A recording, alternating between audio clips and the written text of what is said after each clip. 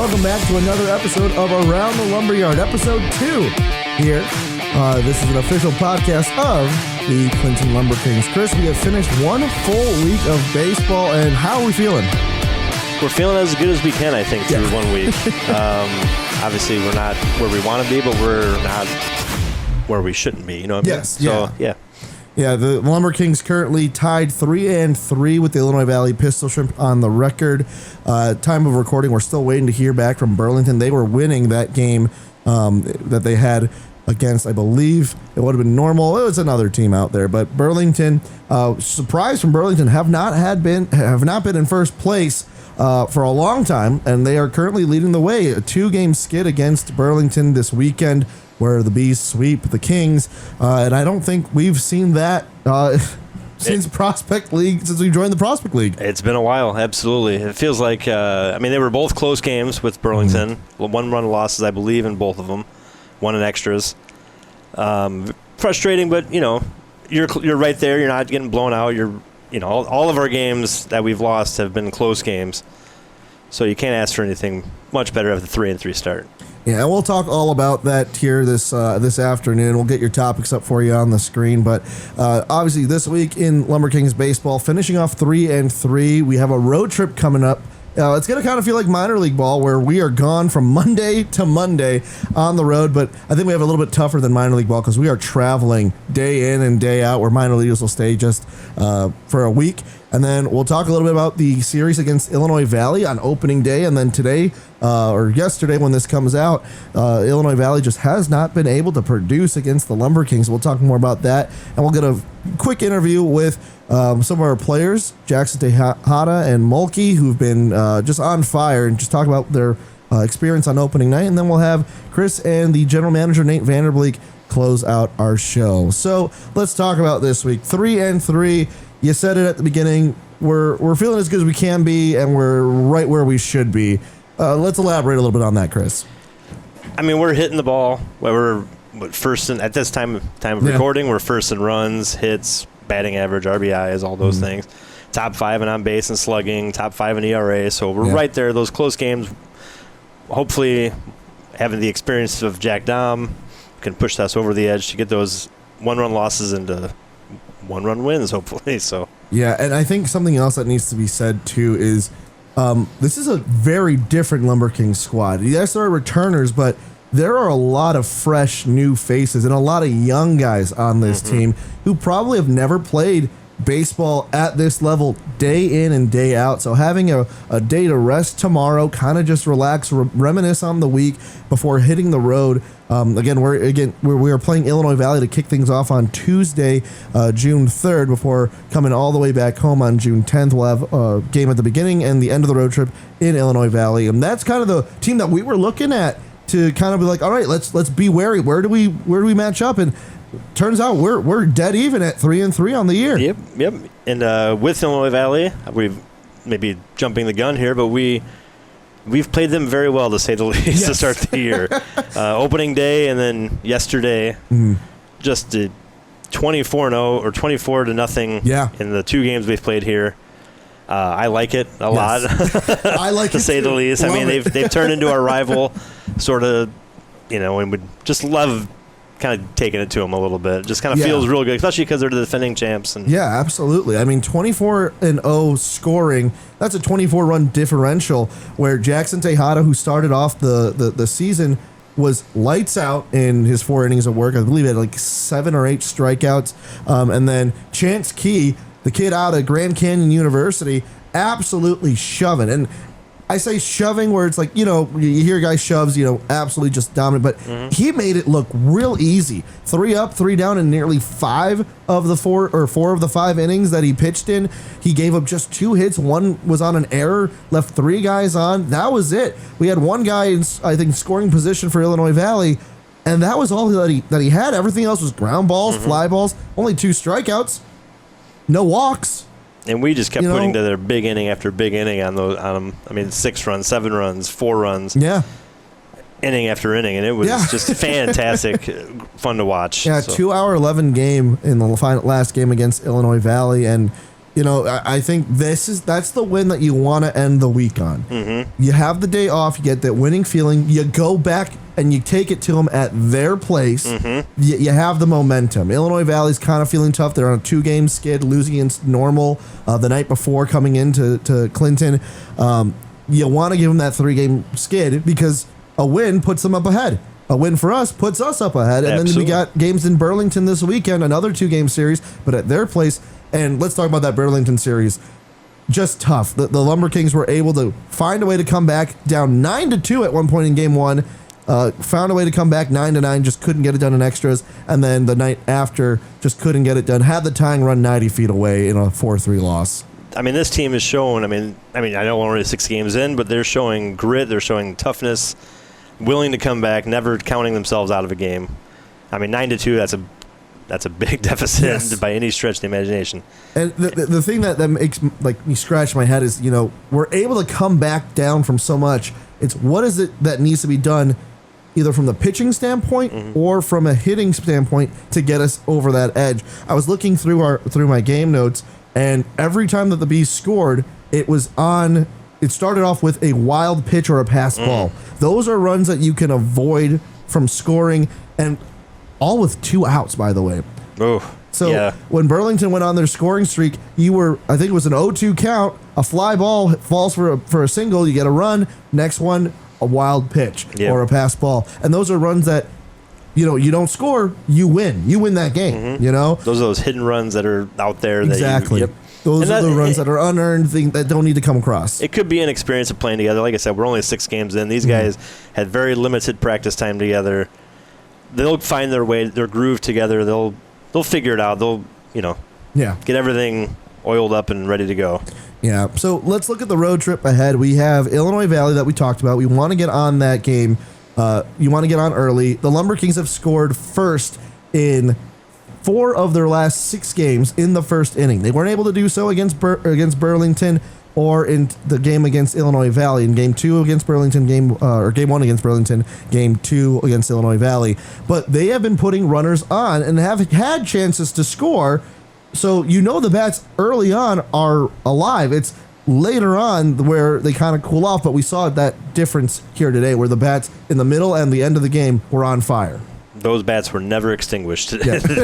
they just kept going, and you could just see the dejection on Illinois Valley. They just looked, when you look at the scoreboard, it's 11-0, 12-0, and all of a sudden it balloons up to 17-0, and it's just, okay, it's time to hop on the bus and head back to Peru. Yes. And granted, worst case scenario, we take a loss in Peru.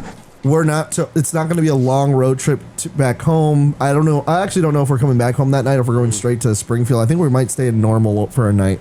But you want that win against Illinois Valley because you guys are tied. You're evenly matched. This was a team that we thought, that yes, we're outscoring them 24-0, but when we're not playing them, they are winning games. Mm-hmm. We are 2 of their 3 losses. The only other losses against Normal. Their other wins are against other teams in our division. So they're going to be competitive in your division. You know that the wins that you're going to need, should this go to a tiebreaker at the end of the first half, you need to have that edge. And also, Illinois Valley only plays 4 games here. Half of those games are done. So the last 2 games are coming at the second half of the season. So it's nice to know that we have that first half sweep against Illinois Valley here at home before we got to play 7 games in Peru. Baseball's always been they call it a marathon, but 60 games is not much in this. It's a grind. It's 60 games. What is it? 68 days, I believe it is. Yeah. Is that so? We got 8 weeks, and then if you go to playoffs, that's another week. Yeah. So it's a lot of games in a short amount of time, and you've already played a full season in the college level. Yeah. But these tiebreakers games that are very important when you are even as evenly matched as I feel like we are with Illinois Valley. So after the Illinois Valley game, we go to Springfield for 2 days.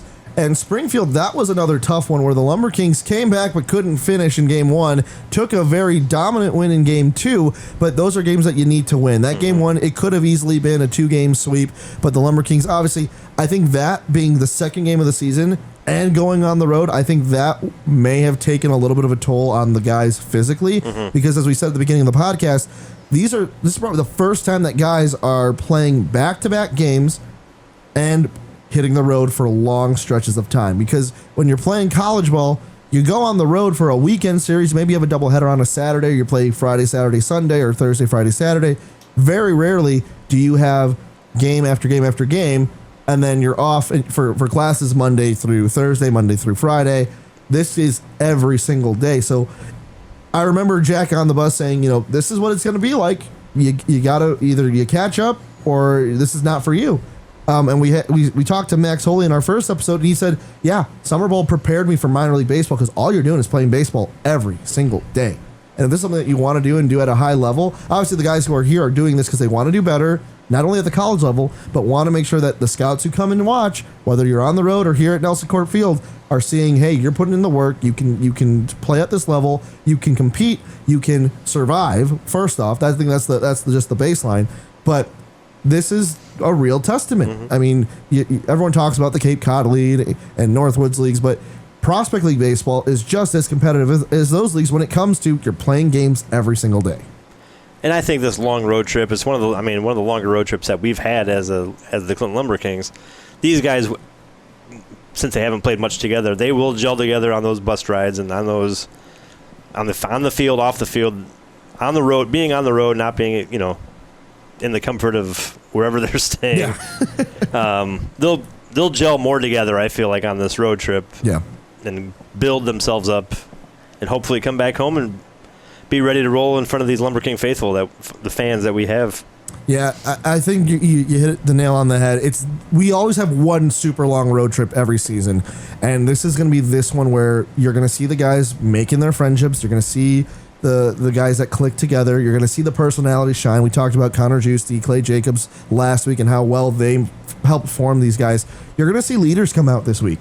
You're going to see guys who are on the bus giving those speeches, who are talking with coach, who are picking up other guys when they're feeling down. This is where you're going to see it. And then come June 10th, when we play a game against the Normal Corn Belters, who, by the way, are the team that beat Illinois Valley last night. So they're going to be a good team playing us. Mm-hmm. You're going to see those guys step up. You're going to see those leadership roles. Jack Dom said that he's going to have guys playing at least once a day or once every other day to get guys in. We saw Noah Thine come in, so now you're seeing the return of guys who are going to be playing longer. We have a lot of temporary players right now that you won't see maybe at the end of this road trip or at the end of this month as we go into July. As I'm talking about going in July, it's June 1st. But, already looking ahead to that, you're going to see those guys come through. And again, it's not saying like, oh, those are going to be the leaders the entire season, but those are going to be the guys who are going to be feeling more comfortable to step out of their zone, feel comfortable to speak out, and really pick guys up. And for me, it's also, I get to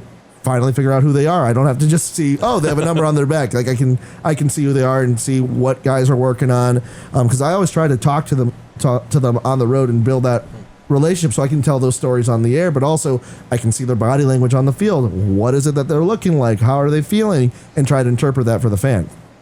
Absolutely, yeah. And I mean, you talked about the temporary players and the leaders that some of them are. When they leave, they will help the guys that are going to be here a long time, for the full season. They will help them become the leaders since they're going to be gone. They need to figure out, we need somebody to lead this squad. We need leaders and emotional support, morale boosters and all that. Mm-hmm.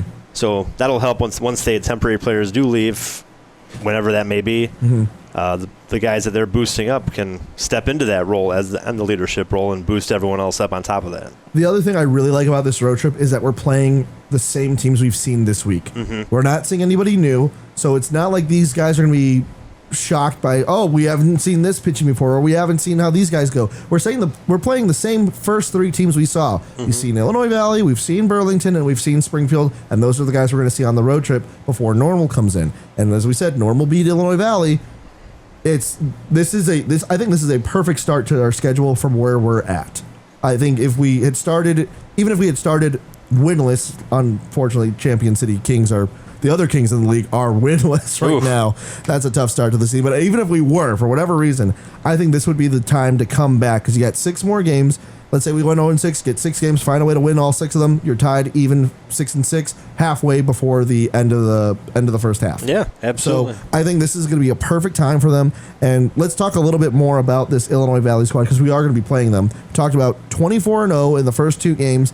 Game 3, what are you expecting to kind of see here from Jack Dom and crew? And what have you seen from Illinois Valley, good and bad?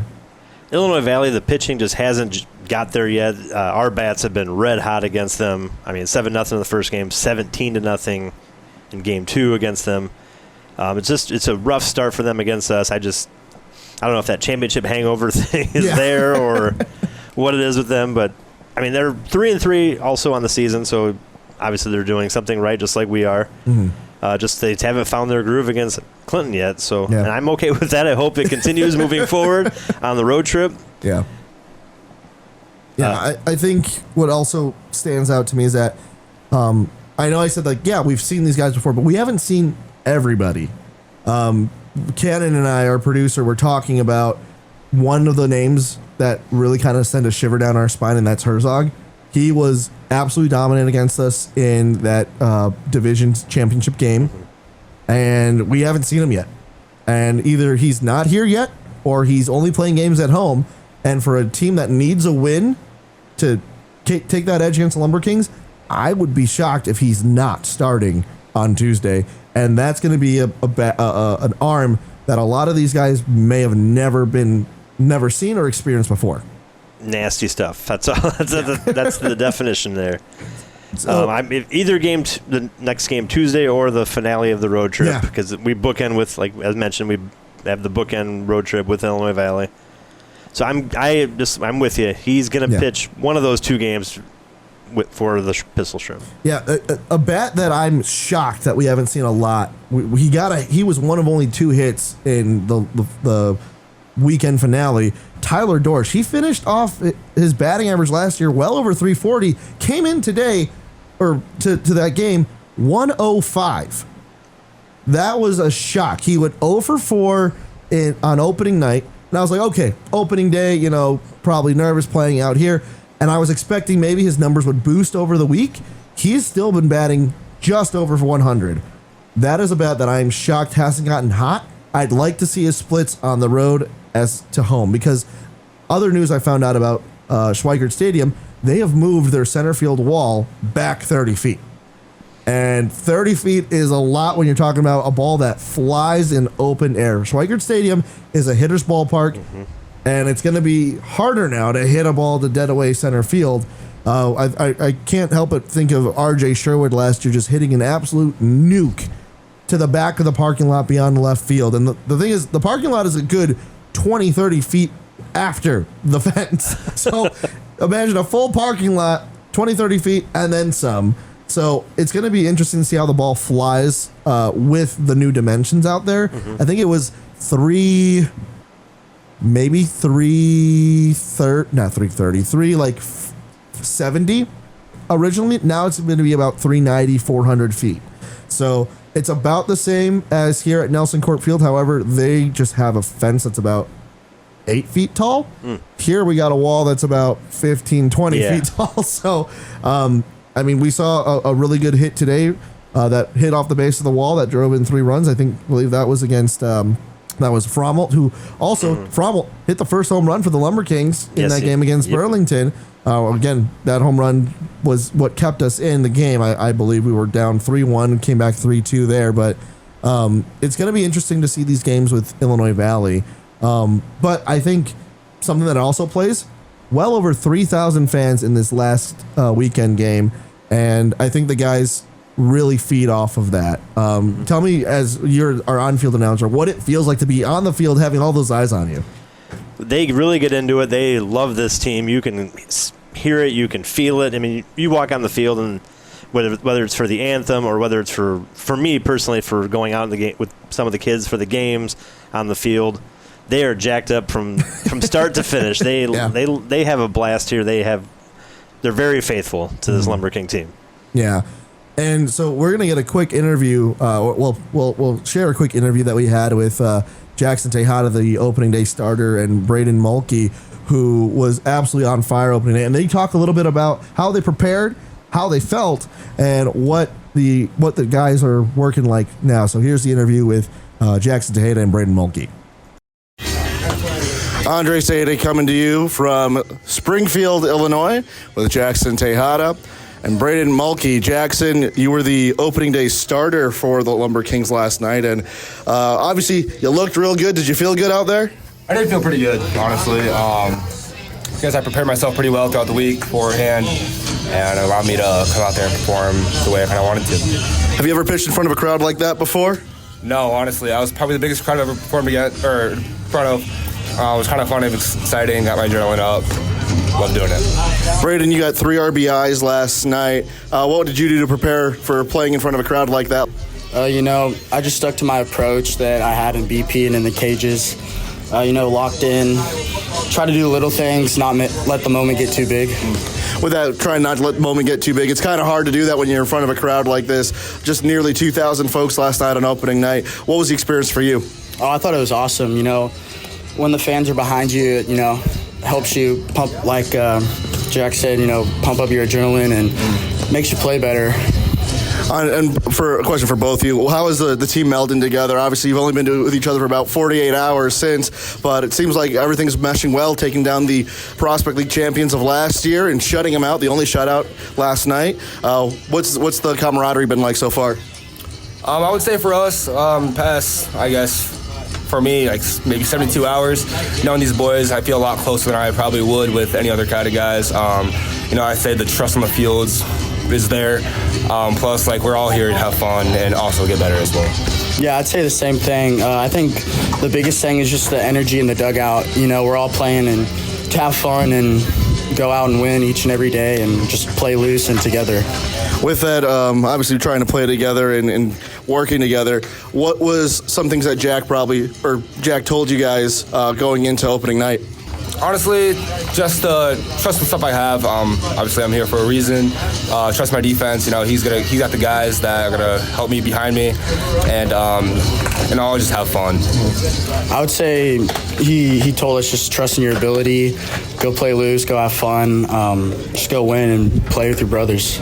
Speaking of defense, more so for you, Jaqson, you got lined in the shoulder, but you looked like a brick wall out there. You didn't flinch. You kept it. What was going through your head as soon as it hit you? Probably the fans being there kind of saved it a lot. Without the fans there, probably would have curled up in a ball, but the adrenaline was pumping for sure. So, and then any final words for the Clinton faithful as we start this season? Thanks for coming out. It was awesome to have everybody there and enjoyed it. Yeah, I'd say we love the energy and just come out each and every night and it'll help us win. All right, that's Tejada and Mulkey. We'll be back with more on Around the Lumberyard. Joining me now, the general manager of your Clinton LumberKings, Nate Vanderbleek, joining us right here. Nate, how are you? Hey, I'm not too bad, Chris. How are you? Great. Celebrating a nice win against Illinois Valley. Oh, you're telling me. And any win against those guys should count as 2, I think.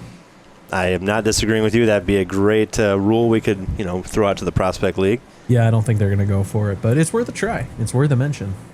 Speaking of the Prospect League, I know you have some thoughts on that. What are your thoughts on Quincy returning back here to the Prospect League? I'm real glad to have a franchise back in Quincy. I think they're a long-time franchise here in the Prospect League, and obviously they were a division rival of ours back when the Gems franchise existed. So when the ownership decided that they were going to be disbanding the Gems franchise, it was a big bummer for us because we had a good rivalry going with them. Our last game of the 2023 season was a playoff game here at Nelson Corp Field against the Gems, so it was definitely a sad deal to see them go. So I'm very happy to see Quincy back.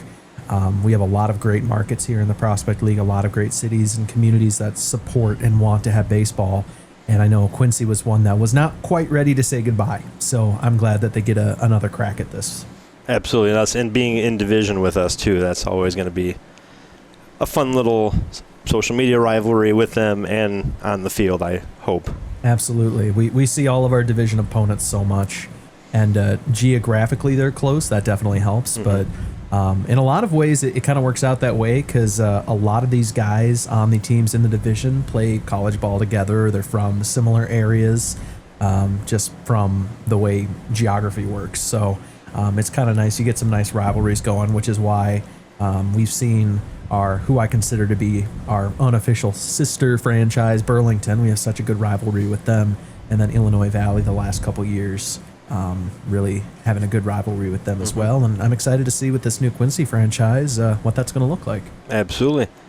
Now, what are your take on? We have some returning players. We also have a whole slew of new talent coming to this roster.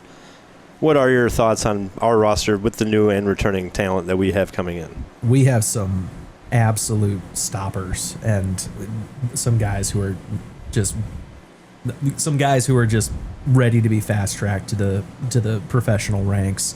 I mean, you look around at a game like today. I was able to catch quite a bit of the game today. We were very busy here. Lots of fans, just short of 3,200 fans in the ballpark. So that kept us on our toes. But I was able to catch a little bit of the game here and there. I mean, when you're dropping 17 runs on a team, I mean, you clearly have some offensive talent. And then, of course, the pitching staff getting the shutout as well. So it's a double dose of awesome, which is really great to see. So it's nice to see some guys come back, some, not to say veteran leadership, because I don't know if you really truly have veterans in college summer ball, but some guys who've been there before know what to expect, especially when it comes to teams you see a lot like Illinois Valley or Burlington, and then seeing lots of new guys who are just young, hungry, and want to get back out there. So we've seen tons of great offensive stuff, and the pitching has been great too. But you see our record here at this point at the time of recording, 3-3. All three of those losses have been one-run losses, I believe. So we've been in the games or have won the games our first 6 games of the season. So that's nothing to complain about. So I think we're in a very good spot here. I totally agree with you. We touched on that a little bit earlier about this close games and the experience of Jack Dom trying to push us over those one-run losses and turn those into victories. You touched on the attendance also. We are second in the league currently through the first week of the season in attendance. That's a testament to this city and this town and how much they enjoy Lumber King baseball. Yeah, for sure. One thing that Clinton has done super duper well, at least in my time, being not only a part of the club but also a fan. I'm a Clinton native myself. I grew up coming to this ballpark myself, and we've always done a good job, at least in my experience, of really packing this building. A lot of that is helped out with the architecture of our stadium. We have a roof on it, so it basically makes it a giant speaker, which I always joke, if you chirp at a player playing left field, he's going to hear it. Yep. He will hear what you say, so take that with what you will. Hopefully keeping things positive there, but it's a lot of charm, and Clinton does such a good job of supporting this team, and we also can't understate the surrounding communities as well. We have a huge contingency, not only on this side of the river, but over in Illinois as well. You see the support from the Carroll County communities, and of course, like today, Sterling Rock Falls Day. That's our second biggest market is Sterling Rock Falls, and those folks travel tremendously well, not only just for this game, but throughout the year. So we're always happy to host these community days. But yeah, it's some of our biggest crowds of the year, and if it wasn't for the 4th of July, it probably would be our biggest crowd each year. And you can tell the energy and excitement once this team, just like a 17-0 victory, once the bats just keep going and everybody's hitting the same time, this place gets loud and they get very supportive of the team. We're only a weekend, but what does excite you most about this 2025 season? Promotion-wise, city-wise, team-wise, what excites you the most as a general manager of the Clinton LumberKings? Yeah, the one thing to remind myself, I'm not only on the business side of things, but I'm a fan. I'm a huge LumberKings fan. I was before I worked with the club, and now as the general manager, I want to see the team do well, not only for my own selfish business reasons, but also because my own vested interest, being born and raised here, growing up watching this team, I want to see us succeed. And if you look just on paper, or even not on paper, just from the eye test, since we joined the Prospect League in 2021, we've been very good. We've been fantastic. I want to say every year, the first 4 years in the Prospect League, we've had a better record than the season before. And I think for this season, for the 2025 season, it's only a matter of time before we can break through and really make a deep playoff run. Fans in Clinton want to win. Mm-hmm. We haven't hoisted a trophy since 1991. So fans are getting a little antsy, myself included. I think of our friend in the next booth over there, Brad Seward, who's been here since 1996, desperately wants a piece of jewelry. But I think it would mean so much to our team and our club and the city in particular, because you look around and we're glad to see that Illinois Valley hoisted the trophies, friends of ours, division rivals, but a fantastic organization. But they're, of course, a newer club. The LumberKings, as they currently exist, have been around since 1937, and Clinton has had baseball since the aughts. I want to say like 1907, 1908-ish. So the fact that we're such a storied franchise and we have fans that have been coming for 8+ decades at times, the fans deserve it. And not to say that teams that don't have as much history don't deserve it, but we have some diehards that have been coming here for most of a century.